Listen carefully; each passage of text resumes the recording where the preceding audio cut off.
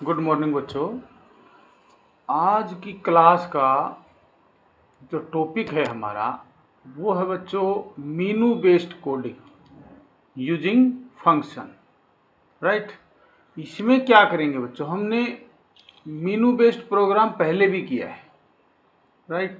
लेकिन उसमें हमने फंक्शन यूज नहीं किया था बच्चों। आप मेरे पिछले वीडियो में देख सकते हैं कि उसमें मीनू बेस्ड तो था लेकिन फंक्शन नहीं था। आज उसी तरह का एक प्रोग्राम करेंगे, काफ़ी इंटरेस्टिंग कोडिंग होने वाली है आज। तो बड़ा ध्यान से देखिए और पूरी क्लास में अटेंटिव होके बैठिए। राइट। तो इसमें हम क्या करेंगे बच्चों, जैसे मीनू लिख लिया मैंने, ऊपर कोई मैसेज आए और यहाँ कोडिंग पे आता हूँ मैं सीधा सीधा, और ये देखो ये वाला जो पोर्शन है मैं यहाँ से स्टार्ट करता हूँ। ये थोड़ा लंबा कोडिंग हो जाएगा आज का, लेकिन मैंने इसको बाइफिकेट कर दिया है so that you can easily understand. तो यहाँ से देखेंगे हम, ये जो रेड कलर का टेक्स्ट है, welcome to a simple calculator. Right. इससे क्या होगा बच्चों, स्क्रीन पे ये message as it is print हो जाएगा। क्लियर। फिर बच्चों मैंने कंडीशन लगा दी व्हाइल ट्रू। भाई जब तक ये कंडीशन ट्रू रहे ना तब तक हमारा ये लूप एग्जीक्यूट होता रहे। तो मैंने यहाँ प्रिंट मीनू लिखा, व्हाइल ट्रू के बाद देखो कोलन आता है बच्चों। राइट। तो हमने अपना जो सिंटैक्स है हमारा कोडिंग का, पाइथन लैंग्वेज का, उसको फॉलो किया है पूरी तरह से। प्रिंट स्लैश एन, ये एक नई चीज सीखी है बच्चों, स्लैश एन ऐसी है ना। एक स्लैश ये होता है, इसको कहते हैं डिवीजन स्लैश और इसको कहते हैं बैक स्लैश। इससे क्या होगा बच्चों, लाइन ब्रेक हो जाएगी। ठीक है ना। जहां पर हमारा ये welcome to a simple calculator था, ये बच्चों एक ही लाइन में आएगा कोडिंग में, पाइथन में। तो ये पावर पॉइंट में समझाने के लिए हमने ये दूसरी लाइन में लिख दिया है। राइट। अब इसमें क्या होगा कि हमारा जो कर्सर था ना वो तो यहाँ है, तो हमने स्लैश एन लिख दिया। स्लैश एन से क्या हो जाएगा, हम नीचे आ जाएंगे, यानी एक लाइन ब्रेक हो जाएगी। ठीक है। अगली लाइन में मीनू लिखा आ जाएगा। फिर हमने ये मैसेज लिख दिए बच्चों सारे के सारे। भाई वन चॉइस है तो सम ऑफ टू नंबर्स वाला पोर्शन हमारा एक्टिवेट हो जाए। अगर यूजर 2 इनपुट कर दे तो difference between two numbers, 3 choice input कर दे तो प्रोडक्ट, एंड 4 इनपुट चॉइस कर दे तो डिवीजन ऑफ टू नंबर्स, और 5 इनपुट कर दे तो एग्जिट। और जहां पे एग्जिट लिखेंगे वहां क्या होगा, ब्रेक कर देंगे हम। ब्रेक स्टेटमेंट आती है ना, ब्रेक क्या करता है, लूप को ब्रेक करके बाहर आ जाएगा। तो बच्चों व्हाइल लूप में हमने अपना एक सुंदर सा ये मीनू बना लिया बच्चों। ठीक है। फिर चॉइस इनपुट करा दी। चॉइस एक वेरिएबल लिया हमने, उसकी डाटा टाइप क्या है, इंटीजर। इनपुट कीवर्ड की हेल्प से हमने चॉइस को इनपुट करा दिया, और इसमें भी हमने स्लैश एन यूज कर लिया ताकि ये जो एग्जिट डिस्प्ले हो ना इसके नीचे एक लाइन छूट जाए, और एंटर द चॉइस। जब हम इसको रन करेंगे पाइथन में जाके तब देखना बच्चों कि ये कैसे काम करता है। ठीक है। ये समझ में आ गया। व्हाइल लूप में हमने क्या लिख दिया, मीनू लिख दिया। ठीक है। अब बच्चों हम चलते हैं कहाँ पे, ये मीनू तो यहाँ से शुरू हो गया और अब ये तो कंटिन्यूस है बच्चों यहाँ पे। इसके बाद हम यहाँ आए। राइट। यहाँ आए तो बच्चों हमने क्या किया, अगर चॉइस 1 है तो, ठीक है, अगर चॉइस 1 है तो देखो ये यहां से शुरू हुआ हमारा ये, if choice is equal to 1। Right. 1 2 3 4, if choice, ये जो इनपुट किया बच्चों इसके बाद हम यहाँ पे आए। इसको हम, ये तो फंक्शन है बच्चों, ये बाद में हम समझेंगे। If choice double equal to, यानी कंडीशनल चेक करना है हमें तो 2 बार इक्वल टू लिखते हैं। अगर 1 चॉइस हुई तो प्रिंट हमने एडिशन, ये डिस्प्ले हो जाए एज इट इज। और फिर ए को इनपुट किया और बी को इनपुट किया और ऐड ए बी, ये क्या हुआ बच्चों, ये फंक्शन को कॉल कर लिया हमने। अब इस फंक्शन में चलते हैं। फंक्शन को कॉल कैसे करते हैं, फंक्शन का नाम लिख देंगे और फॉलोड बाय पैरेंथेसिस।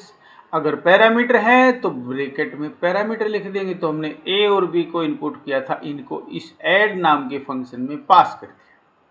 ठीक है, अब इस फंक्शन में चलते हैं। तो ये फंक्शन मैंने यहाँ लिखा बच्चों ऐड का, है ना, डिफाइन ऐड ए और बी। तो ये जो वेरिएबल लिए थे ना ए और बी, सेम नाम के मैंने यहाँ ले लिए, कोई दिक्कत नहीं आएगी बच्चों। अलग अलग लेंगे तो बिल्कुल क्लियरिटी रहेगी, लेकिन अगर सेम ले लिए तो कैलकुलेशन में कोई दिक्कत नहीं आएगी, कोई प्रॉब्लम नहीं होगी। Sum is equal to a plus b, तो पैरामीटर अपने पास आ गए ना इस फंक्शन में। और फिर प्रिंट, ये ए एज इट इज लिख दिया और डबल कोट्स में प्लस और फिर कोमा बी और डबल कोट्स में इक्वल टू, यानी ये ऐसे लिखा आएगा। ए की वैल्यू मान लो हमने इनपुट की थी 18 और बी की वैल्यू हमने इनपुट की थी 28, तो ये प्रिंट कैसे आ जाएगा, 18 प्लस 28 इज इक्वल टू जो भी रिजल्ट आएगा। ठीक है, तो ये हमारा फंक्शन कौन सा हो गया बच्चों, ऐड वाला। अगर यूजर ने चॉइस 1 इनपुट कर दी, that is sum of 2 numbers, तो ये यहां से हुआ बच्चों, ये इतना पोर्शन क्लियर हो गई बात। अब हमारी सेकंड चॉइस है विद डिफरेंस बिटवीन 2 नंबर्स, तो हम एलिफ चॉइस इक्वल टू 2। अब ये वाला पोर्शन हम समझते हैं। इसमें क्या लिखा, प्रिंट सब्ट्रैक्शन, और ए और बी को इनपुट कर दिया, ये तो इनपुट स्टेटमेंट है। फिर लिख दिया मैंने सब्ट्रैक्ट, ये क्या हो गया, ये हो गया बच्चों कॉलिंग ऑफ दिस फंक्शन, है ना। फंक्शन को हमने कॉल कर लिया और 2 पैरामीटर भी पास कर दिए ए और बी, यहां भी ए और बी नाम लिए हैं। ठीक है ना, तो इसमें कोई प्रॉब्लम नहीं आएगी। क्यों नहीं आएगी बच्चों, क्योंकि ये जो ए और बी लिए हैं ना, ये तो इधर लिए हैं, है ना, और इसका स्कोप अलग है और इसके फंक्शन का स्कोप अलग है। ठीक है, तो अब सब्ट्रैक्ट फंक्शन में चलते हैं। ये हमारा सब्ट्रैक्ट फंक्शन हो गया। ठीक है, difference is equal to a minus b, और हमने इसको प्रिंट कर दिया, तो ये हमारा कौन सा फंक्शन हो गया, सब्ट्रैक्ट वाला। और रिटर्न कुछ नहीं किया है, क्यों, हमारी रिक्वायरमेंट इस तरह की है नहीं बच्चों। ठीक है, फिर हम चलते हैं। अगर चॉइस यूजर ने 3 इनपुट कर दी, तो ये elif choice is equal to 3। ठीक है, अगर चॉइस क्या कर दी, 3 इनपुट कर दी, कहाँ पे की थी, अरे यहाँ पे की थी ना, एंटर चॉइस, हमने चॉइस पूछी थी, 3 इनपुट कर दी, तो प्रिंट यहाँ मल्टीप्लीकेशन लिख दिया, प्रिंट हो जाएगा एज इट इज। 2 नंबर को फिर इनपुट करा दिया और यहाँ लिख दिया मल्टीप्लाई ए और बी। ये इससे क्या होगा बच्चों, इससे फंक्शन यहाँ पे कॉल हो जाएगा। फंक्शन कॉल हो जाएगा, क्या तरीका होता है, फंक्शन का नाम लिख दो बस, और पैरामीटर पास करने तो ब्रैकेट में कोमा लगा लगा के पैरामीटर लिख दो, इतना काम करना है। अब ये यहाँ से अपने प्रोग्राम का कंट्रोल कहाँ चला जाएगा, इस फंक्शन में मल्टीप्लाई। अब देखते हैं मल्टीप्लाई फंक्शन कहाँ लिखा मैंने, यहाँ लिखा, ये इतना लिखा। ठीक है बच्चों, अब यहाँ पर डिफाइन कीवर्ड यूज किया, मल्टीप्लाई फंक्शन का नाम, ए और बी, यहाँ पैरामीटर कोलन लगा दिए, product is equal to a plus b, है ना। यहाँ पे डी भी लिख सकते थे, कोई वेरिएबल लिख सकते थे बच्चों। अच्छा, एक बात बड़ी ध्यान देने की, ये जो हम वेरिएबल डिक्लेयर करते हैं ना, इसका पहला कैरेक्टर अल्फाबेट होना चाहिए बच्चों। क्या रूल है, first character must be alphabet, और ये कोई रिजर्व वर्ड नहीं होना चाहिए। ठीक है ना, तो प्रोडक्ट कोई रिजर्व वर्ड भी नहीं है और पहला कैरेक्टर अल्फाबेट भी है। और तीसरा रूल कहता है कि इसका जब डिक्लेयर करो ना, इसका नाम डिफाइन करो, जैसे ये प्रोडक्ट लिखा है, डिफरेंस लिखा है, सम लिखा है, तो इसमें कोई स्पेशल कैरेक्टर यूज नहीं होना चाहिए। स्पेशल कैरेक्टर कौन से होते हैं, जैसे ये मल्टीप्लाई का साइन है ना, जैसे प्लस का साइन, माइनस का साइन, एक्सक्लेमेशन साइन, परसेंट का साइन, ये हैश, ये सारे क्या होते हैं, स्पेशल कैरेक्टर की कैटेगरी में आते हैं बच्चों। तो इनका यूज जब हम वेरिएबल डिक्लेयर करते हैं डाटा को स्टोर करने के लिए, तब इन कैरेक्टर का यूज इसमें नहीं करना, राइट। तो product is equal to a into b, और इसको प्रिंट कर दिया, तो ये काम किसका हो गया, ये मल्टीप्लाई फंक्शन का काम हो गया। फिर वापस हम यहाँ आते हैं, है ना। फिर एलिफ, अगर चॉइस यूजर ने इनपुट 4 कर दी तो क्या होगा, तो देखो प्रिंट डिवीजन और 2 नंबर इनपुट करवाए, ठीक है। डिवाइड ए और बी, ए और बी तो हमने इनपुट कराए थे और डिवाइड हमारे फंक्शन का नाम है। अब इस फंक्शन को लेके हम यहाँ आ जाते हैं, ये हमारा डिवाइड का फंक्शन है, ठीक है बच्चों। अब यहाँ से क्या होगा, ए और बी की जो भी वैल्यू इनपुट करेंगे वो इस वाले ए और बी में आ जाएगी। देखो ये जो ए और बी है ना बच्चों, इनका स्कोप सिर्फ इसी में रहेगा, ठीक है ना। इसका स्कोप क्या रहेगा, सिर्फ इसी में रहेगा। अगर मान लो यहाँ सी और डी लिख देते तो divide is equal to c by b, लेकिन हमने तो मैसेज ये ऐसा लिखा है ना ताकि ये इसके सिमिलर रहे बच्चों। जैसे ए और बी इनपुट किया ना, तो इस मैसेज में मैंने लिखा है a divide by b is equal to जो भी रिजल्ट आएगा।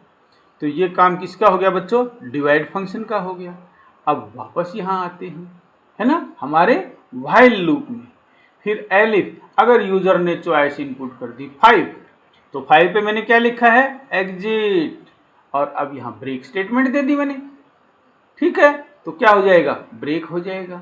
एल्स, नहीं तो अगर यूजर ने एक भी चॉइस इनपुट नहीं करी, 2 भी नहीं करी, 3 भी नहीं करी, 4 भी नहीं करी, 5 भी नहीं करी, 65 इनपुट कर दिया किसी ने, तो क्या होगा, एल्स का केस एग्जीक्यूट होगा बच्चों और मैसेज प्रिंट हो जाएगा, please provide a valid input. और ये सारा काम किसमें हो रहा है, इस व्हाइल लूप में हो रहा है बच्चों, है ना। ये व्हाइल लूप सारा का सारा काम इसमें कर रहा है। ये फंक्शन अलग है, ये इस लूप से पहले लिखे हैं मैंने, ठीक है बच्चों। और ये 2 बार लिखे गए गलती से, इनको हम काट देते हैं। ये जो कोडिंग है ये 2 बार लिखे गए ना ये फंक्शन, तो इसको हम काट देते हैं, ये गलत है, राइट। तो हमने क्या किया है, एक व्हाइल लूप लगाया है। व्हाइल लूप में शुरू में हमने मीनू लिखा, फिर इनपुट चॉइस कराई और फिर चॉइस के ऊपर कंडीशन लगा दी बच्चों, है ना। चॉइस 1 है तो क्या हो, कौन सा फंक्शन कॉल हो, चॉइस 2 है तो कौन सा फंक्शन कॉल हो, चॉइस 3 है तो कौन सा फंक्शन कॉल हो, चॉइस 4 है तो कौन सा फंक्शन कॉल हो, चॉइस 5 है तो ब्रेक कर जाए। नहीं तो यूजर ने कुछ और इनपुट कर दिया तो वो क्या कहे, एक मैसेज लिखे। हम यहाँ पर ये भी लिख सकते थे मैसेज में, invalid choice, please enter your choice again, फिर दोबारा अपनी चॉइस को इनपुट करो, राइट। और ये लूप में ये मीनू हमारा डिस्प्ले होता रहेगा। क्लियर होगी बात। अब हम चलते हैं बच्चों पाइथन की स्क्रीन पे, और ये आ गई बच्चों हमारी पाइथन की स्क्रीन, ठीक है। इसमें मैंने ये कोडिंग लिख रखी है और इसको समझते हैं, ठीक है। अब तो देखो ऊपर से लगते हैं, तो ये तो बच्चों हैशटैग लगा दिया मैंने, ठीक है ना। हैशटैग लगा दिया तो भाई यहाँ पे क्या होगा, ये कमेंट बन गया, एक फंक्शन डिफाइन कर दिया, ये डेफ एड ए कोमा बी, राइट। ऐसे ही ये वाला फंक्शन डिफाइन कर दिया, फिर मल्टीप्लाई का कर दिया, फिर हमने डिवाइड का कर दिया, और अब यहाँ से हमारा मेन प्रोग्राम स्टार्ट होता है बच्चों, है ना। Print welcome to a simple calculator using the while loop to print menu list, है ना। ये अपनी प्रोग्राम की, अपनी कोडिंग की रीडेबिलिटी इंक्रीज करने के लिए लिखा जाता है। ये जो हैशटैग लिख के और हम कमेंट बनाते हैं तो हमें पता लग जाता है कि अब ये हेडिंग प्रिंट होगा भाई स्टेटमेंट से, print welcome to a simple calculator, right. Using the while loop to print menu list, ये व्हाइल ट्रू लगा दिया और ये मीनू आ गया, और ये हमने मीनू की चॉइसेज लिख दी, एग्जिट, फिर ये चॉइस को इनपुट करा दिया। उसके लिए चॉइस एक इंटीजर टाइप का वेरिएबल हो गया बच्चों, है ना। अब using if elif else statement to pick different option, अब ये 1 चॉइस होगी तो क्या होगा, 2 चॉइस होगी तो क्या होगा, ये सारी स्टेटमेंट लिख दी हमने, सबकी कोडिंग कर दी। अगर चॉइस 1 है तो प्रिंट एडिशन, ए और बी को इनपुट कराया, इस फंक्शन को कॉल कर लिया। फंक्शन को कॉल करते ही बच्चों हमारा कंट्रोल कहाँ चला जाएगा, इस फंक्शन में, फिर फंक्शन एग्जीक्यूट होगा और फिर कहाँ चला जाएगा, वापस इस लूप में आ जाएगा, है ना। वापस इस लूप में आ जाएगा तो क्या होगा, ये मीनू फिर डिस्प्ले हो जाएगा। फिर दूसरी चॉइस इनपुट कर सकते हैं। मान लो फिर चॉइस आपने इनपुट नहीं करनी और प्रोग्राम से बाहर आना है तो हम 5 इनपुट कर देंगे और 5 इनपुट करते ही बच्चों एग्जिट हो जाएगा।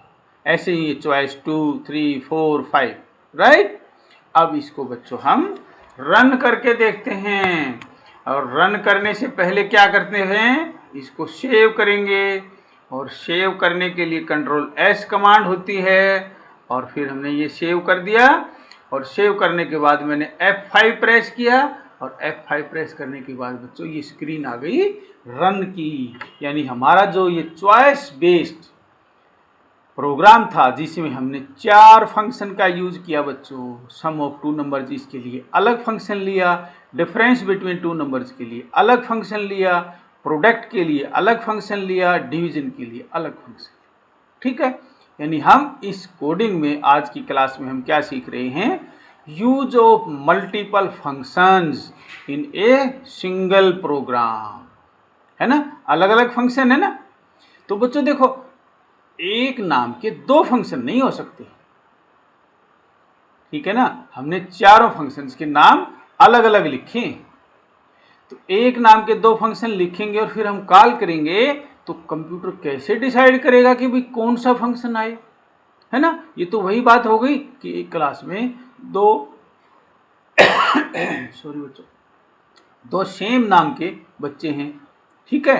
तो हम एक का नाम सपोज नरेश है, दूसरे का नाम भी नरेश है, तो मैं नरेश बोलता हूं तो क्या होता है, कौन सा आए, वो तो कंफ्यूज हो जाएंगे, सर किस नरेश को बुला रही। तो एक नाम के 2 फंक्शन कभी भी हमारे प्रोग्राम में नहीं होने चाहिए, ये रूल है बच्चों, ठीक है। तो सपोज मैंने अभी 1 नंबर चॉइस इनपुट की, 1 इनपुट कर दिया, 1 से क्या होगा, इनपुट करके एंटर कर देंगे तो ये एडिशन लिखा हुआ आ गया बच्चों। वो जो /n लिखा था उससे क्या हुआ, देखो ये एक लाइन छूट गई, यहाँ पे एक लाइन का ब्रेक हो गया। अब फर्स्ट नंबर को मांग रहा है और हमने चॉइस 1 इनपुट की है, suppose it is 100, second number it is 125 और देखो रिजल्ट आ गया हमारा 100 + 125 = 225 और फिर मीनू वापस डिस्प्ले हो गया। अब कह रहा है फिर enter your choice, suppose now it is 4 input की तो 4 से क्या होगा भाई, डिवीजन वाला फंक्शन एक्टिवेट हो जाएगा। उसमें एक नंबर 45, दूसरा है बच्चों 9 और ये डिवीजन होके क्या आ गया, 45 / 9 = 5.0। क्लियर हो गया बात। आप देखो कि ये मीनू हमारा फिर डिस्प्ले हो गया बच्चों। सपोज हमने अब 8 इनपुट कर दिया, जो कि हमें पता है कि 8 के ऊपर हमने कोई भी कंडीशन नहीं लगाई है, तो चेक करना चाहते हैं कि हमारी कोडिंग सही है या नहीं है। तो 8 इनपुट किया तो ये क्या लिखा गया, please provide a valid input, आ गया ना। तो फिर इसका मतलब हमने सही कोडिंग की है बच्चों। अगर हमें इससे बाहर आना है तो हम 5 इनपुट करेंगे, 5 इनपुट करते ही हम ब्रेक कर जाएंगे और ये आप देख रहे हो पाइथन का प्रॉम्प्ट आ गया, ठीक है बच्चों। तो आज का बड़ा इंटरेस्टिंग प्रोग्राम है, मुझे बताना कमेंट में कि ये आपको कैसा लगा। और आज के लिए इतना ही, थैंक यू बच्चों।